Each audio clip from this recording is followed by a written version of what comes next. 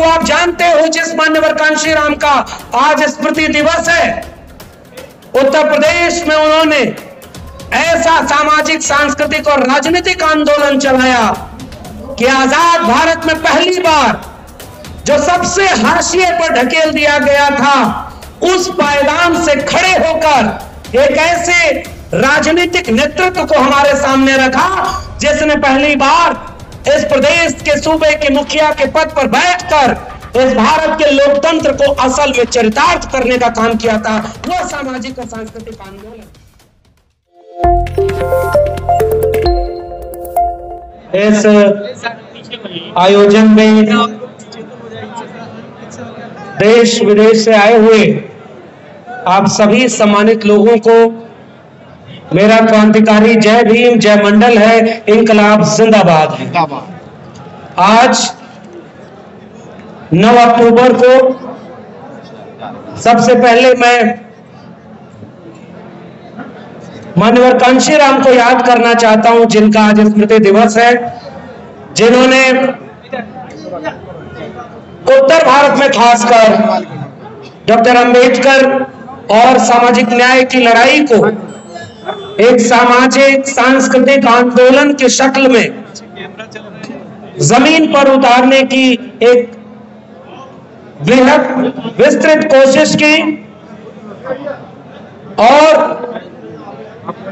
इस तरह के हर मंचों पर एक बात बोलना बहुत जरूरी है कि ये सम्मेलन जिस दौर में हो रहा है, ये दौर हमारे सामने चुनौतियों का है, जश्न मनाने का नहीं। और ये चुनौतियां इस बात की हैं कि आज जितने भी लोग, हम जैसे लोग जाने कहां खोए हुए थे, एक नया भारत जो आजादी के बाद बना, उसमें जानबूझकर हाशिए पर ढकेले गए, उन सारे लोगों के सामने आज एक बात तो गर्व करने की है कि हमारी विरासत, जो सामाजिक और सांस्कृतिक विरासत थी, जो तथागत बुद्ध से लेकर के बाबा साहब, महात्मा फूले, पेरियार और उसके बाद मान्यवर कांशीराम और मंडल की जो पूरी लड़ाई, इस पूरी विरासत ने हमें ये जमीन और ये जगह दिया, हक हुकूक की ये आवाज दी कि आज हम यहां खड़े होकर इस वक्त की जालिम तानाशाह सरकारों के सामने, समाज में जातिवादी सामंती मानसिकता वाले लोगों के सामने आंख में आंख डाल करके अपने हक हुकूक की बात कर पा रहे हैं। तो ये सब उस सांस्कृतिक विरासत की वजह से हो पाया। इसलिए हम पर एक कर्ज है।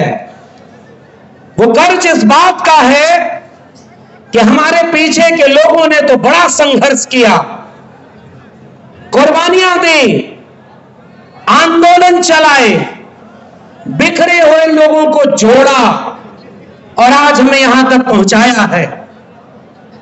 अब हमारे सामने ये चुनौती है कि क्या हम इस कारवां को, जिसे बाबा साहब ने अपने आखिरी संबोधनों में अपील करते हुए हमारे सामने एक चुनौती की तरह रखा कि बड़ी मुश्किल से यह कारवां यहां तक लाया हूं, इसे आगे ले जाना, अगर आगे न ले जा पाना तो इसे वहीं छोड़ देना, पीछे न जाने देना।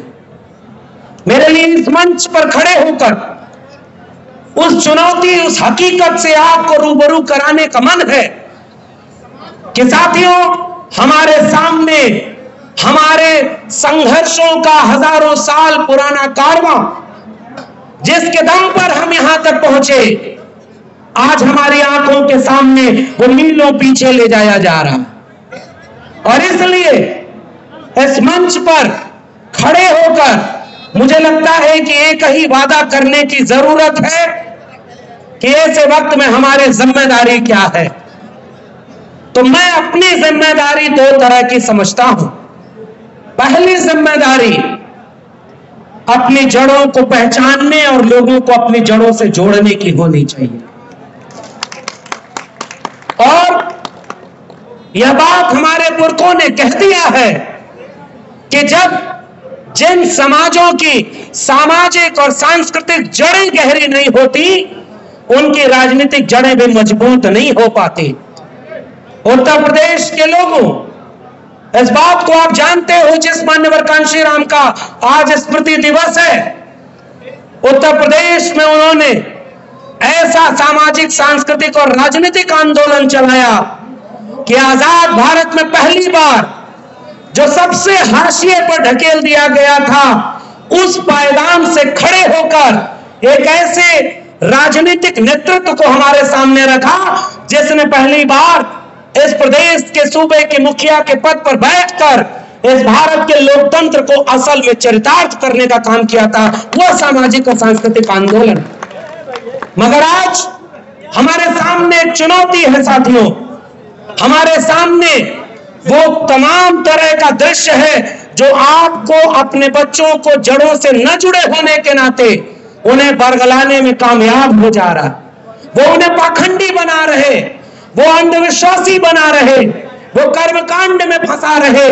और जब भारत का संविधान लिखा गया, उस समय एक भरोसा इस नए मुल्क में नागरिकों के सामने रखा गया था कि अनुच्छेद 51A के तहत इस देश को हम तर्क, विज्ञान और वैज्ञानिक चेतना से संपन्न करेंगे। और जिस तथागत बुद्ध को हम याद करते हैं, मेरे लिए बुद्ध एक विचार का नाम है जिनके मूल में प्रज्ञाशील करुणा के साथ तर्क विवेक है। और अफसोस ये है कि आज हमारी पीढ़ियों को, नौजवानों को कांवड़ ढोने से लेकर मूर्ति पूजा और अंधविश्वास में फंसाकर यह दावा किया जा रहा है कि हम सब हिंदू हैं। इसलिए पहली चुनौती कबूल करिए कि पहली चुनौती इस बात की है कि अपने इतिहास को, अपने जड़ों को अपने घरों तक पहुंचाइए। और वह चुनौती तब साकार होगी जब इन सारे लोगों के लिखे हुए को, उनके विचारों को यानी किताबों के जरिए घर घर पहुंचाया जाएगा। वरना गमले में लगे हुए पौधे एक वक्त के बाद मुरझा जाते हैं। इन पौधों को जमीन में लगाइए ताकि उनकी जड़ें अपने आप फैलती चली जाएं और एक विशाल वृक्ष बने। और दूसरी सबसे बड़ी बात जो कह करके मैं इस मंच पर अपनी बात खत्म करूंगा, वो चुनौतियों की है। जब इतिहास आपकी पीढ़ियां नहीं जानेंगी तो वो पाखंडी बनेंगी, आप उन्हें रोक नहीं पाएंगे। और अगर इतिहास जान जाएंगी, वैचारिक धारा पर खड़ी हो जाएंगी, तो वो एकाकी बात करेंगी। और पहली बात यह है कि तमाम तरह के जातिगत और जो छोटे छोटे समूह बन गए हैं, उनको एक करने की जरूरत है। और जब एक कर लेंगे तो आगे चुनौती मुझे एक ऐसे भारत की दिख रही है जिसे सांप्रदायिकता की आग में जलाया जा रहा है। रोज हिंदू मुस्लिम, मंदिर मस्जिद और तमाम तरह की लड़ाइयों में आपके असली सवालों को खत्म कर दिया गया है। इसलिए नौजवानों, आपके सामने ये चुनौती है, पहचानो आपकी चुनौती को, याद करो तथागत बुद्ध से लेकर कबीर, रैदास, पलटू दादू भेखा, बुल्ले शाह बाबा फरीद, नारायण गुरु बसवन्ना चौखा मेला से होते हुए महात्मा ज्योतिराव गोविंदराव फूले, ईवी रामास्वामी पेरियार, शाहू जी महाराज, डॉक्टर अंबेडकर, डॉक्टर लोहिया, मान्यवर कांशीराम और मंडल की लड़ाई मंदिर मस्जिद की लड़ाई नहीं, कलम और किताब की लड़ाई थी, वो आज खतरे में है। इसलिए ऐसे सम्मेलनों में अगर आप जुटते हैं, और भंते साहब का तो मैं शुक्रिया अदा करूंगा कि उन्होंने एक ऐसा गुलदस्ता सजाया है इस मंच पर जिसमें तमाम तरह के लोग जब एक मंच पर आकर के एक आह्वान करते हैं इस देश को कि उठो नौजवानों, आपकी शिक्षा बर्बाद कर दी गई, आपके स्कूल, कॉलेज, विश्वविद्यालय निजी हाथों में बेच दिए गए हैं, मगर अफसोस कि आप उसके लिए आंदोलन नहीं कर पा रहे। आइए एक मुट्ठी बांधें और अपने कलम और किताब की लड़ाई को आगे ले जाएं। इस देश को बिकने से बचाएं, इस देश को सांप्रदायिकता की आग से बचाएं।